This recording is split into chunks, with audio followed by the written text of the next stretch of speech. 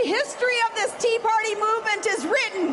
What you accomplished here will not be forgotten. Remember that? That's what people were saying about the Tea Party before this year. It would never be forgotten. It would go down in history. Tricorner hats would become the national uniform. People would take to the streets with tea bags hanging from their brims. Well, that prediction isn't really working out.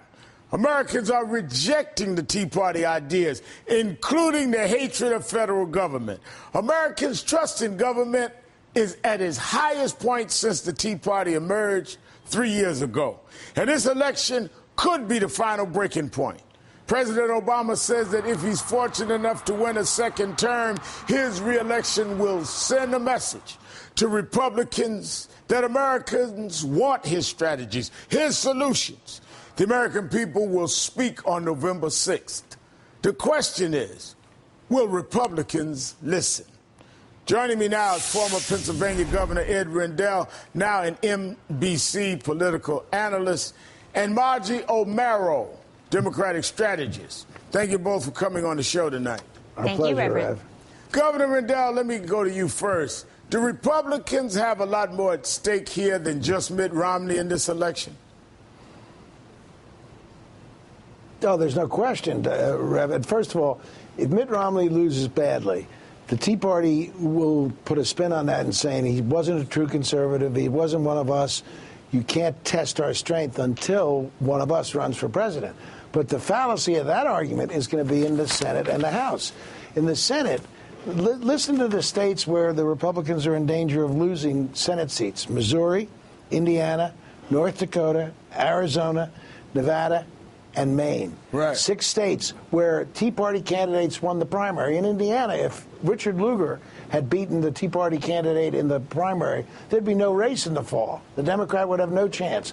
But because Tea Party candidates prevailed in those states, there's a chance that in those 6 states, we could see, well, 5 of them would be pickups. In Missouri, Claire McCaskill, who everybody assumed was dead, has a great chance to win because of Aiken, a Tea Party candidate. So the Tea Party's got a lot of explaining to do at the congressional level and at the senatorial level. Well, in line with that, Margie, you find Bill Kristol wrote in the Weekly Standard arguing that GOP could possibly lose the House, writing, and I'm quoting him, based on current polling, I don't think one can say that it is now out of the question that we could wake up on the morning of November 7th to the prospect of Speaker Nancy Pelosi. That's astounding for Bill Kristol to be saying. Yeah, absolutely. I mean, here's the legacy, or at least the current status of the Tea Party. The Tea Party itself is unfavorable. There are fewer people who identify as members of the Tea Party. You have House members of the Tea Party caucus now creating a Congress that has record low approval rating. House members in the Tea Party caucus themselves are in districts where the Tea Party is net unfavorable. People who ran as Tea Party candidates before are no longer running as Tea Party candidates. They are dropping that from how they describe themselves. So I think the end result is, now we're realizing as a country, after having this discussion, that people really want a more balanced approach. They want collaboration and cooperation, and they don't want either party to be beholden to a really very fringe extremist party. Isn't that the point, though, Governor? It's not just the politics and the personalities. It seems to be a rejection for the ideas and the philosophy and policy of the Tea Party. Yeah, there's no question. I think with this election, the pendulum has begun to swing back. And people are beginning to realize government's not the enemy.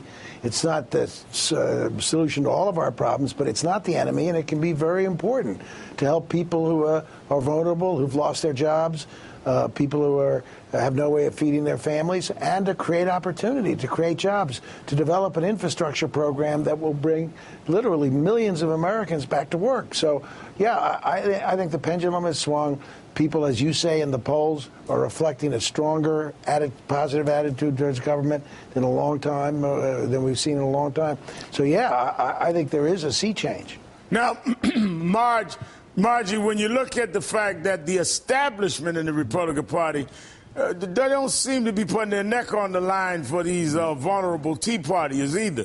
The Hill reports, and I'm reading this quote, the National Republican Congressional Committee has no airtime reserved for 3 of its most vulnerable incumbents, a sign that it might think Representatives Joe Walsh, Frank Junta, and Roscoe Bartlett are beyond saving. All 3 are members of the Tea Party.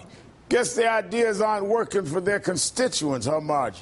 Well, ultimately, the party committees make these decisions based on which candidates could win and not based on ideology. That's why you see Republicans are now going to go back to Missouri to help Todd Akin, regardless of how far out of the mainstream he is. And that's why you'll see candidates like Joe Walsh, who, constantly makes national news with his outrageous remarks, is going to be left to hung out to dry. So it's really about what candidates can win. And frankly, both parties ultimately look that's their job to get more candidates elected. I think it's important, too, to look at the broader context of what this means for the presidential race, that this race really, according to Pew, is going to really hinge on views toward the size of government and more than in past elections. And while broadly speaking, people do want smaller government more than larger government when asked in a larger context, when it comes to specifics, as the governor was saying, people are really on the side of Democrats, and that's why you don't hear Mitt Romney and Paul Ryan offering a lot of specifics, and that's why you have a lot of House races and Senate races now hinging on candidates who've taken tough votes that they didn't realize were tough, that it turned out they're on the wrong side. I'm going to have to leave it there. Ed Rendell and Margie Omero, thanks for your time this evening. Thank you. Thanks, Rev. We'll be right back.